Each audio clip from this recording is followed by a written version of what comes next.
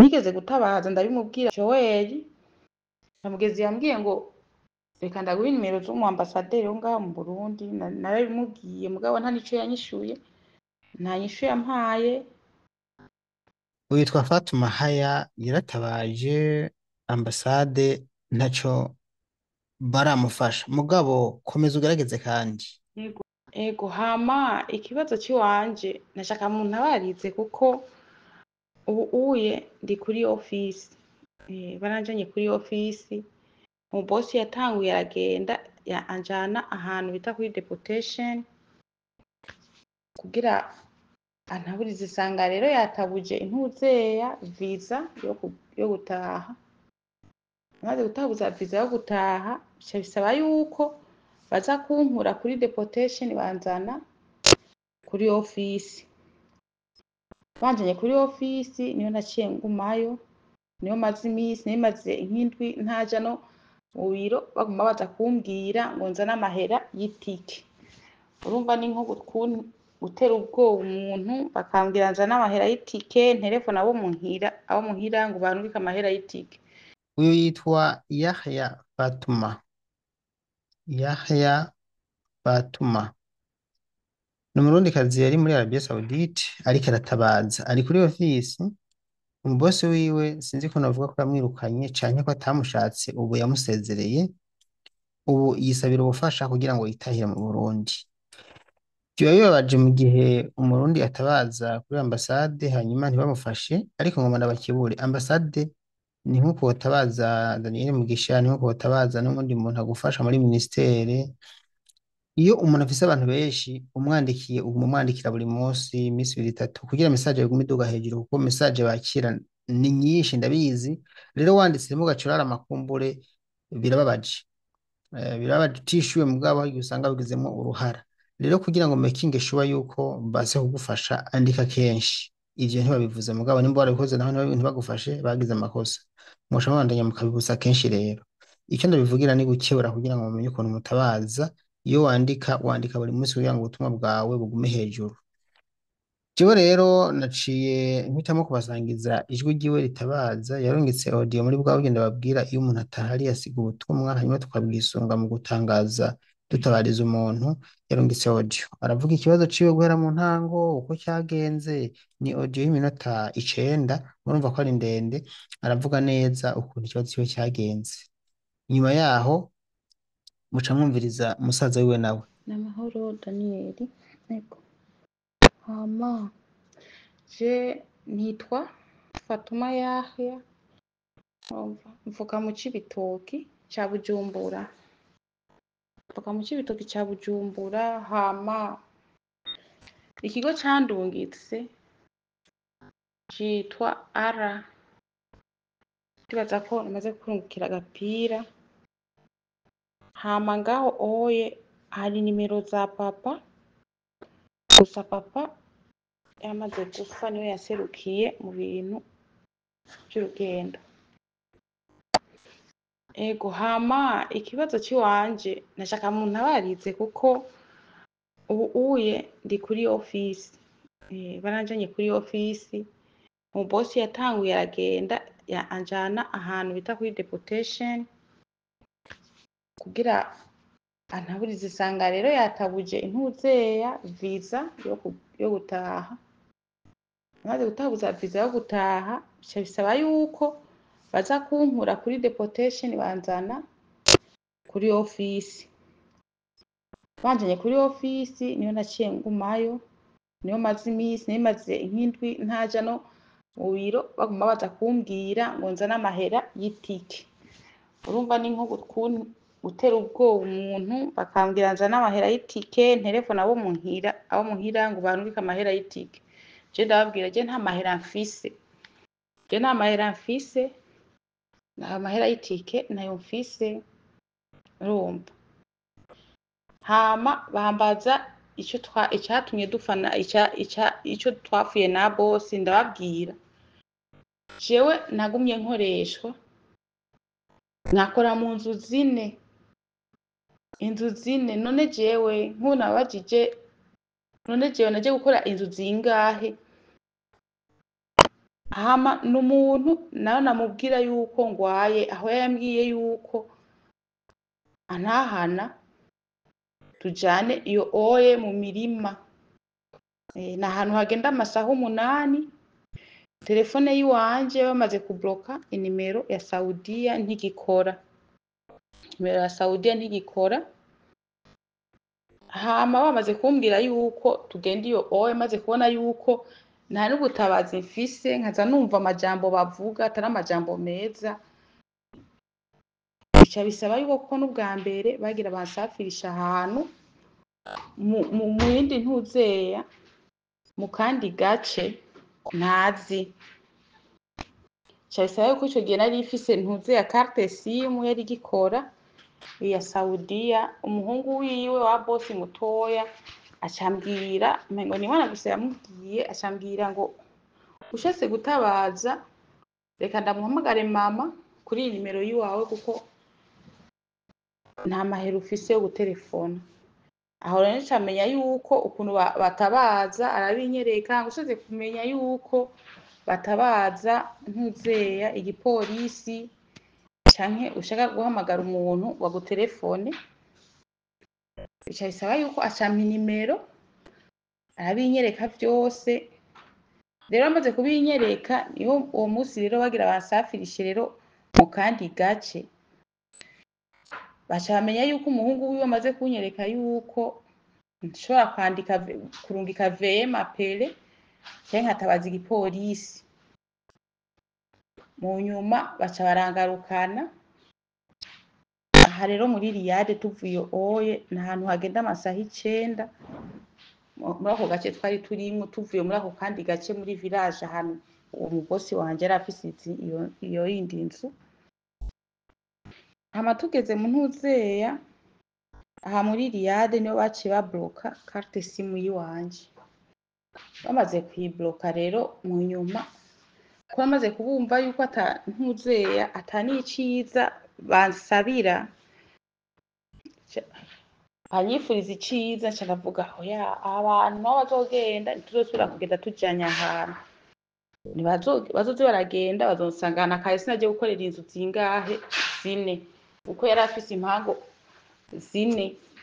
Ubwo vyasaba yuko ndazirungika. Urumva izo nzu zose ngenda bandungikayo nkagenda gukora nkagaruka, kuko nimaze kubimenyera. Rero mu nyuma maze kumbwira tujane, ndababwira je singenda, nimugende je ndagwaye. Numva nimo ndazungurirwa, nshobora kugenda iyo oye kandi n'urugendo rurerure, ahantu tugiye kumara nk'imisi 15, nta connection mfise, nta carte simu bamaze kubloka. Nca ndababwira je singenda, nimugende muzonsanga aha, kuko ngaho oye muhira aho muri Riyade hasigarayo umuhungu wiwe. Nca ndababwira je singenda, nimugende muzonsanga aha. Rero bose aca aranka, niko kunjana rero kuri deportation. Baca barambwira kuri deportation bakujane kuri office. Kumbe yaciye asinya visa, yagiye gushirako igikumu visa yo gutaha ntahe mu gihugu.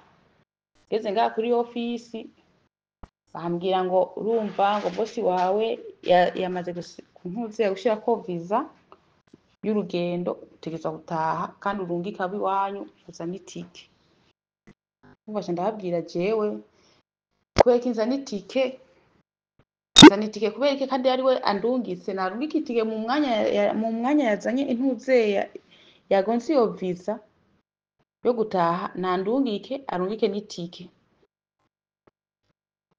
Uwo mu agent yaje kubimbwira ngaha, ndamubwira uko nyene nuko namwishuye, nari ndamaze nk'indwi. Rero nibo banjanye rero muri office ntuzeya mu biro, barambaza ivyo arivyo, ndabibabwira. Je ndabwira je muhira nta mahera, bambwira zana amahera usubire bakutahane, kuko nta kazi bo kuronderera umaze kuba ufise iyo visa, nta kazi bakuronderera, nta n'ahantu na hamwe ushobora kuja gukora mpaka utahe. Ndabwira rero none mwe simwe mufise ikigo nimwe mushobora kumurungika bosi mukamutelefona mwandinga mu maboko y'iwanyu mu telefone hama azane ntuzeye azane ubwo ntuze azane itike kugira ntahe kuko niwe yandungize kwe kimusaba amahera ngo amahera wahora ukorera arihe ndababwira je nta mahera mfise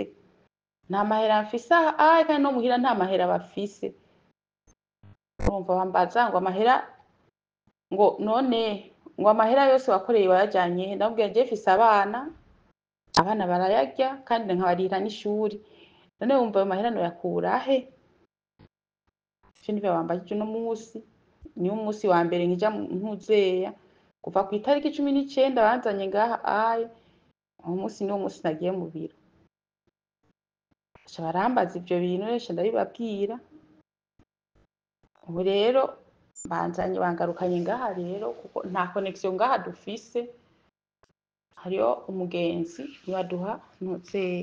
niwaduha connection nawene ari mu gufata urugendo ejo azogenda iwabo azotaha rero nuko rero bimeze hama nigeze gutabaza ndabimubwira gusa Joel namugezi yambwiye ngo reka ndaguha nimero z'umu ambassadeur wo ngaha mu Burundi narabimubwiye mugabo nta nico yanyishuye nta nyishu yampaye nuko rero bimeze ahandi yacambwira mu telefone Daniel hama ubimubwire kugira gutabaze aha connection ndakaronse no musi kuko ejo ndibaza yuko umugenzi wacu azotaha nta connection nzoba mfise mugabo ndashari muri kigo kuko nibaza yuko ikigo namaze kurungikira ntuzeya izo ni nimero za boss mugabo boss ntituri kumwe hama je ndi kuri office inimero zabo nizo oye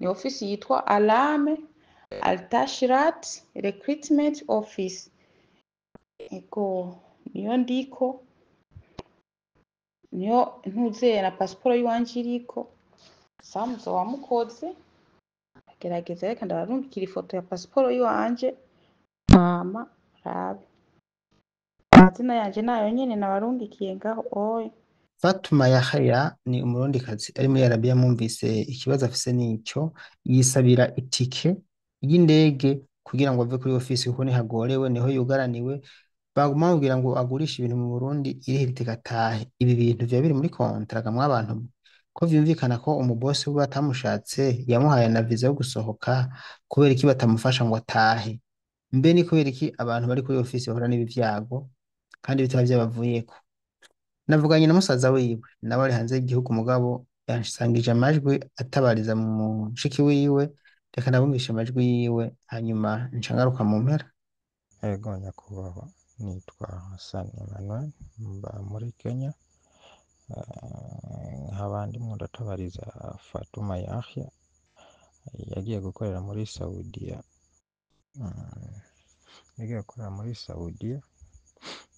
hama barananiranye umubosi yaramurungitse ahantu nyene Fatuma we yumva yuko atameze neza abwira umubosi we ko bidashoboka yuko yojayo hanyuma umubosi yaciye amuhagarika ku kazi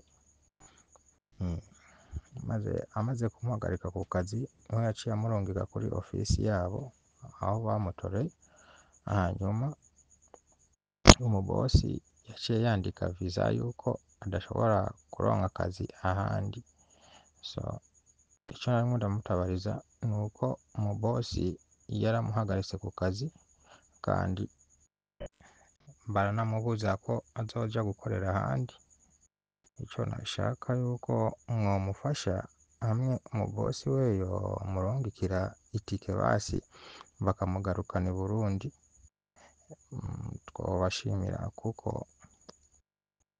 biragoye nyene gutahura nyene ukuntu nyene umubosi we niwe yamurihiye itike akamujana nyene Saudiya hanyuma mu gihe barananiranye n'umubosi hamwe umubosi yaramubwiye yuko umutwara isafari ndende kandi icyatumye Fatu we vyanga nuko yaguma yiyumva nabi hanyuma baciye baha telefone ye inomero yahora akoresha nyene y'iyo Saudiya,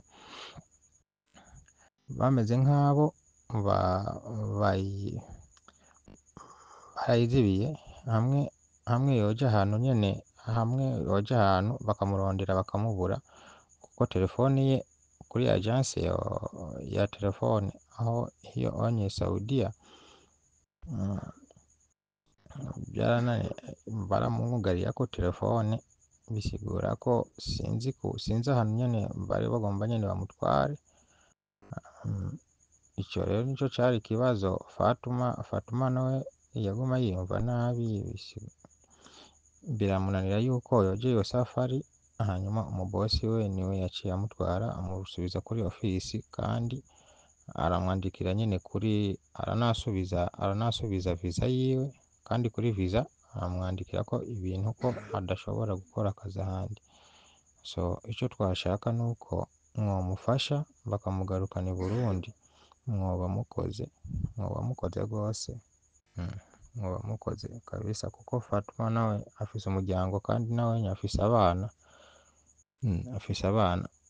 Kuri ofisi yabo baguma bamubwira yuko yokwirihira itike akagaruka i Burundi, kandi we Fatuma we amahera yose yari afise yarayakoresheje, nta mahera afise iyo onye Saudiya na wenye nta telefone arimwo gukoresha, yarimwo akoresha WhatsApp y'umufilipine nyene bari kuri ofisi imwe, kandi uwo mufilipine ejo azoba agiye, niko Fatuma we yabivuze, yabitubwiye. Jewe ndi musaza we, Fatuma we ni mushikanje, jewe ndi muri Kenya, nkaba ndi Turkana County niho mba. Ivyo rero nimwo ndasabiriza Fatu ko bomutunganiriza bakamuhereza itike basi bakamugarukana i Burundi, twobashimira, muzoba mukoze. Nitwa Hassan Emmanuel, ndi muri Kenya, mba muri Kenya Turkana County, nkaba ndi musaza wa Fatu. Murakoze. aya n'amajwi ya musaza wiwe avuga ibijanye na mushiki wiwe. Bino bintu birababaje, ariko reka ndabibutse nkuko nabivuze, burya ama ofisi barungika muri Arabia ntimugire kenshi ngo ibibazo mugira arabinezwe canke ngo yovyitwararika, ntivyokunda, kuko nabo boca bahomba.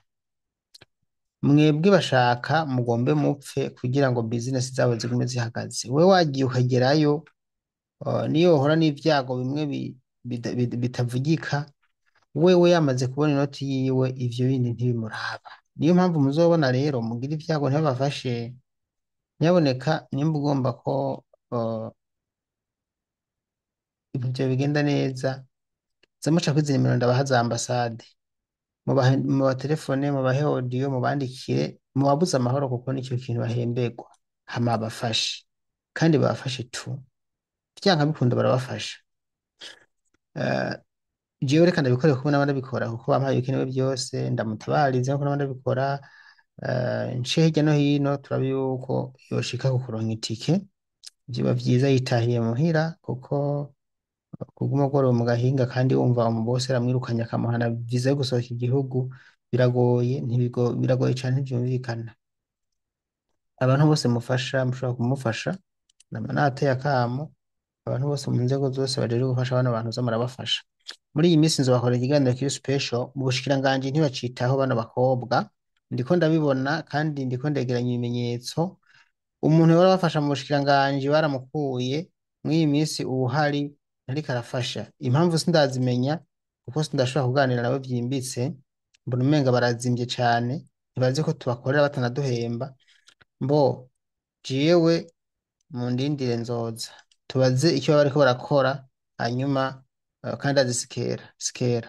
Ndabashimiye kandi rero, reka ndabakengurukire, mugabo nihutire kuja gufasha uyu mushiki wacu, turabe yuko yoronka ivyo akeneye. Murakoze.